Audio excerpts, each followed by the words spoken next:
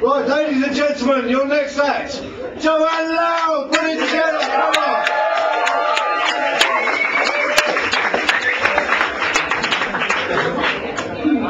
Hello. Are you ready to order?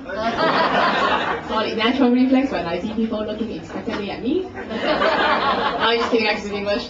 Hi, how are you guys doing? Hey. I think this is like my first gig of like the new year. I'm not like a big New Year's person. I didn't really make any resolutions or anything. My mom made them for me. She like saw me do my act about 3 weeks ago, and she was almost, I don't know, dead with horror. So she made me swear never to like swear during my set or say anything mean, which is going to be really hard for me. But are you guys up for that? Yeah. No. Yeah, no. Okay, I'm going to try. Okay. But basically, if you can't tell by my accent already, I'm actually from Canada. Yay! Nobody's from Canada? No. Whatever. Somebody has to stay behind and guard the igloo from the polar bears. But no, it's like, I've come to this country now and I love this place, right? I love it because the rumors are totally true, right? This homeless guy came up to me on the street the other day and he was like, "Miss, spare some change for a cup of tea." And I just thought, wow, British people really are obsessed with tea. I was like, dude, you're sleeping in a cardboard box and pooping into plastic bags. You still have time to be thinking about a hot beverage? Like, priorities. And he was like, thanks, I've never thought of it from that perspective before.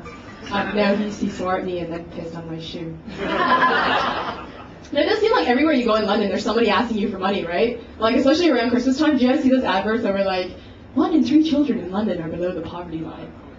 I was like, what? They're children. Of course they're poor. It's like, I have a master's degree, I'm below the poverty line. Those little bastards have been alive less years than I went to university, and apparently we're in the same tax band? It's an outrage! And I felt like a little bit guilty thinking that, and then I was like, oh, what's the poverty line in London anyway? It's like, I don't have an iPod.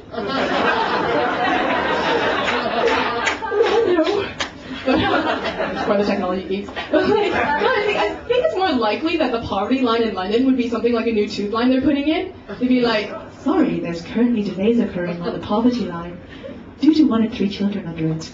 And you know, like, all of us needies would just still be like, why are they under it during rush hour? I don't know, maybe that's just me. I guess I do sound like a little insensitive about poverty, but it's cool, man, we're fine, because like, I'm East Asian, right? I can afford to be insensitive about poverty, because if I ever lose my job, I've always got plan B, which is to be adopted by Angelina Jolie. She can raid my tube anytime. I don't even know what that means. But no, it's like, okay, I feel really bad for her adopted kids, right? Because if you think about it, they're like the only people in the world for whom it's socially inappropriate to find Angelina or Brad hot. But they're like not even blood related. Like, how ripped off are they? I can't talk. How ripped off are they, right? It's like everybody else is like lusting after their parents, and it's just like they're fighting those oh so wrong, oh so right urges. And they're gonna be like so messed up sitting in therapy years later, watching Mr. and Mrs. Smith with electrodes attached to their genitals. And they'd be like, who's your daddy now? Ah, you are! And it's not fair. And believe it or not, I actually am single. No, I know, right? Actually, I recently broke up with my boyfriend of 3 years, which really sucked. But see, there's some sympathy, right? It's like I made the mistake of going to my grandmother for sympathy.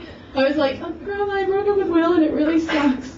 And she was like, I was watching Channel 5 the other day, and there was a girl with a big tumor on her face, you know? Her head come out to here. Her eyes on the side of her head. It's so heavy, she has to hold it just to walk around with it. She has to hold it. So, you know, you upset about your boyfriend, everything that's cool. I just tell you, there's a girl with a donkey head out there.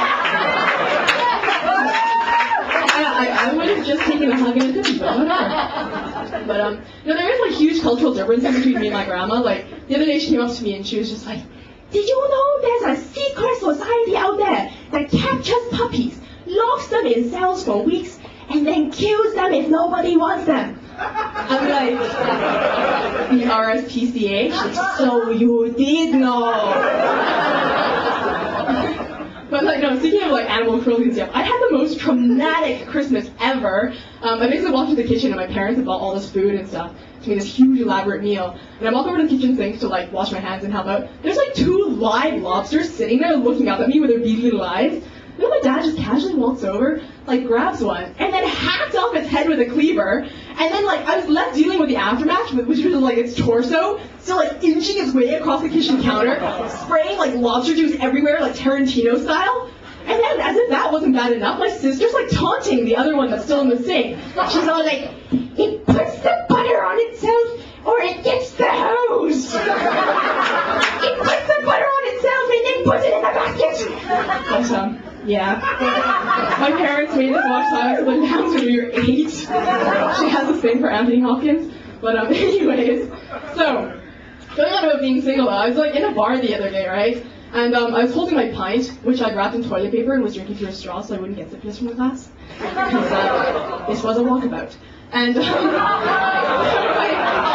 guy comes up to me, right? And he's obviously seen too many of those movies, like Memoirs of a Geisha or something. Because like in his head, all Oriental women are like these soft-spoken, submissive, cute little things, right? Because he comes up to me and his pickup line was, "Hello, baby. Have you ever kissed a white man before?"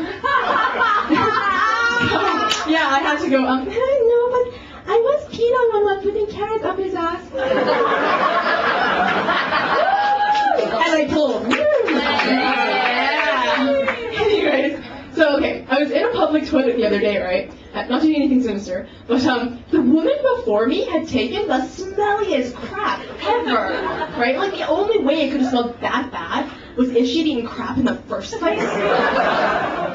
And then she sprayed perfume into the cubicle like it was supposed to make it all better. I was like, no, I don't want you to lure me into the stall with a false sense of security. It's like, oh, hey, is that Chanel? Oh no, wait, that's just ass. Anyways, so I guess like being a female comic, I should kind of appeal to the female audience and like talk a bit about my period. Yes, ooh, you love it. So the thing I've noticed is like women always pretend to be so comfortable talking about their periods. They're like, oh, I'm so down with my flow. They're not. It's just an act, right? Because like I guarantee you that every woman in this room, when it actually comes to throwing away her used tampons and pads, she's so ashamed. You know, she'll wrap that thing up like it's a radioactive spring roll, and then she'll bury it like she's a cat. It's like right at the bottom of the bin, like she's a stillborn child with field slips.